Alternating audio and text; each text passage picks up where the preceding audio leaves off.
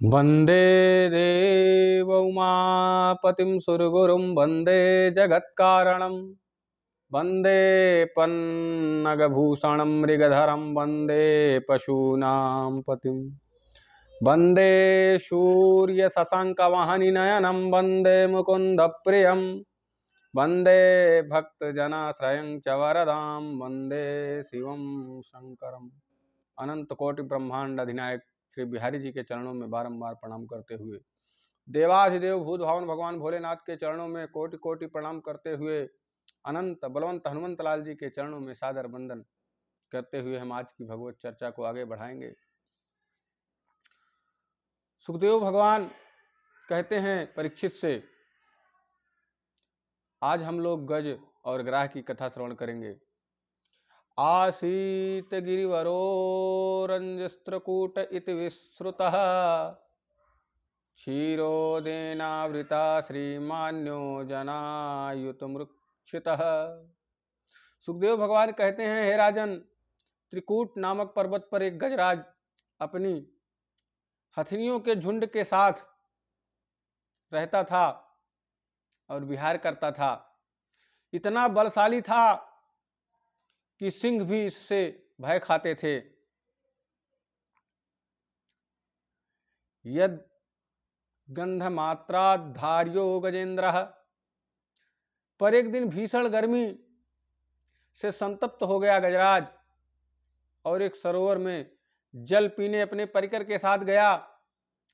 पानी पीकर प्यास तो बुझाई और उसी जल में प्रविष्ट होकर जल कीड़ा करने लगा। पानी जब बहुत ज्यादा मैला होता चला गया तो जल में बैठे एक ग्राह को क्रोध आ गया। उसने आकर गजराज का पैर पकड़ लिया। पहले तो गजराज ने विचार किया कि नन्हा सा जीव मेरा क्या बिगाड़ लेगा, मेरे डर से तो बड़े बड़े सिंह पलायन कर जाते हैं। पर जब अपना बल पराक्रम पूरा आजमाने लगा, अपना जितना बल था उसकी पूरी आजमाइश कर ली और पैर छुड़ा नहीं पाया तो समझ गया कि कोई साधारण नहीं है।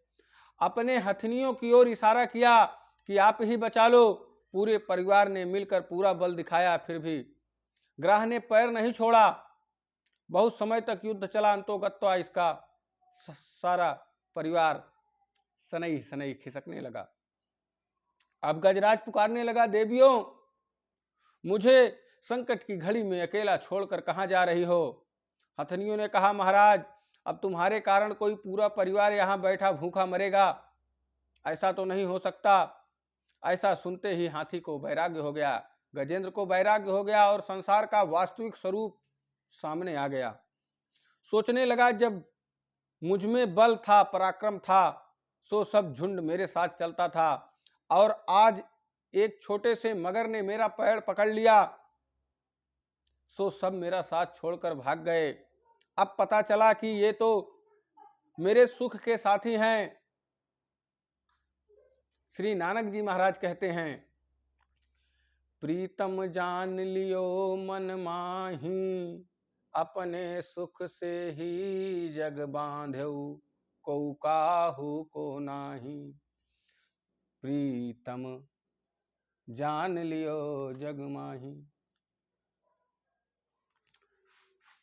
तो हाथी को बात समझ में आ गई, पर यह बात हमारी समझ में नहीं आती। देहाभिमान लिए हम भी हाथी की तरह उन्मुक्त होकर विचरण करते हैं, परंतु जब मृत्यु रूपी मगर पैर पकड़ता है तो जकड़ता ही चला जाता है। परिजनों के सेवा की भी एक सीमा है। अंतोगत्वा वे भी भगवान से प्रार्थना करने लगते हैं कि महाराज, अब इनकी जल्दी सुनो, अब इनकी जल्दी सुनो। इसके बाद भी आसक्ति नहीं छूटती। गजेंद्र ने जब समझ लिया तो तुरंत सबको चित्त से हटाकर गोविंद के चरण कमलों में ध्यान लगाया और बड़ी ही अद्भुत स्तुति की, परंतु इनकी स्तुति में एक बार भी किसी देवता का नाम नहीं आया।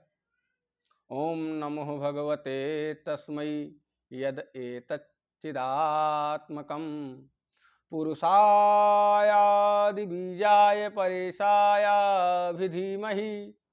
गजराज बोला, जो इस समस्त जगत का मूल कारण है, जो समस्त जगत का सृजन, पालन और संहरण करने का जो मूल हेतु है, उस परम तत्व को मेरा प्रणाम है। पर वह कौन है? नाम किसी का नहीं लिया। अब सारे देवता ये सोच रहे हैं कि हमारा नाम लेगा, हमको बुलाएगा, तब मैं जाऊंगा। अब गजराज पुकार रहा है, कोई देवता सुन नहीं रहे हैं और ग्राह धीरे धीरे गजराज को पानी के अंदर खींचता जा रहा है और गजराज का सारा शरीर पानी में चला गया, ग्राह ने खींच लिया। अब सूढ़ ही उसकी बची थी, तभी उसने एक कमल सूंड से अपने उखाड़ लिया और भगवान के चरणों में उस कमल को चढ़ाते हुए स्तुति करने लगा। सोहंता शरस्य रुबलेन गृहीतयार्तो दृष्ट्वा गरुत्मति हरिख उपात चक्रम उत्क्षिप्य शंभुजकरं गिरिमाह कृच्छान्नारायण खिल गुरो भगवान नमस्ते। जब उसने देख लिया कि गरुड़ पर चढ़कर नारायण मेरी रक्षा के लिए आ रहे हैं, तो डूबते डूबते सरोवर से अपनी सूंड के द्वारा कमल उखाड़ लिया और वही कमल भगवान कमलाकांत के चरणों में चढ़ा दिया। भगवान ने देखा ये तो बिल्कुल डूबा जा रहा है, तो तुरंत भगवान ने उसकी सूंड को पकड़कर बाहर खींचा। जैसे ही प्रभु ने हाथी को बाहर निकाला तो मगर भी पैर से खींचा चला आया। भगवान ने अपने दिव्य सुदर्शन चक्र से उस ग्राह का मुख फाड़ दिया और गजराज का उद्धार किया। अब यहां एक शंका पैदा होती है, संकट में गजराज था, उसी ने गोविंद को पुकारा। गोविंद आते ही सबसे पहले ग्राह का उद्धार किए। गजराज का तो बाद में हुआ। समाधान है, मानो प्रभु कहना चाहते हैं कि जो मेरे चरण पकड़ेगा उसका तो उद्धार होना ही है, लेकिन जो मेरे भक्त के चरण पकड़े बैठा है उसका मैं पहले उद्धार करता हूं। भगवान ने दोनों का ही उद्धार कर दिया। सुखदेव भगवान कहते हैं, राजन, ये गज और ग्राह दोनों ही पूर्व जन्म में श्रापित थे। ये जो ग्राह था पूर्व जन्म का हुहू नाम का गंधर्व था, जो हमेशा हास परिहास करता रहता था, लोक मनोरंजन करता रहता था।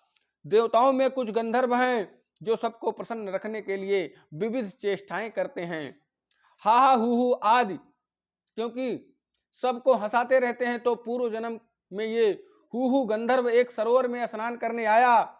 वहीं महर्षि देवल स्नान करके सूर्य नारायण को अर्घ दे हाथ सूझा, पानी में डुबकी लगाकर गया और ऋषि के पैर पकड़ लिया। महात्मा घबरा गए, बचाओ बचाओ चिल्लाकर भागे। उन्होंने सोचा ना जाने किस जीव ने मेरा पैर पकड़ लिया।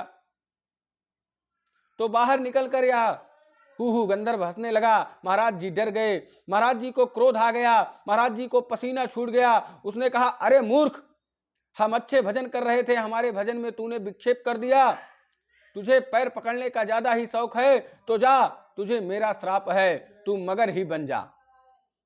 और देवल ऋषि के श्राप से ये हुहू नामक गंधर्व ही मगर बन गया, ग्राह बन गया।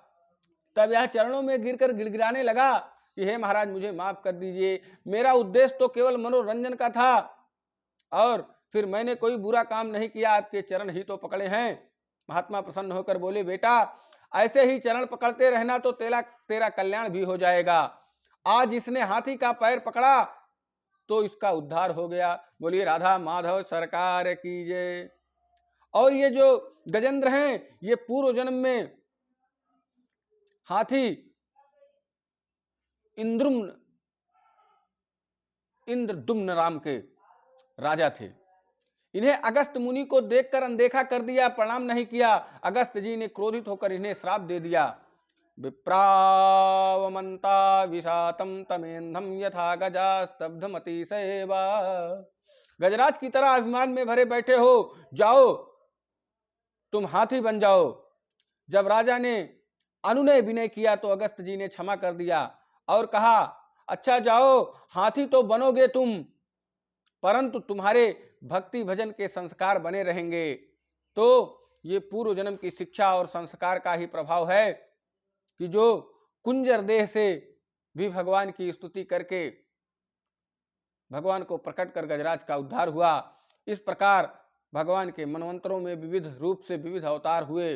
बोलिए राधा माधव सरकार की जय।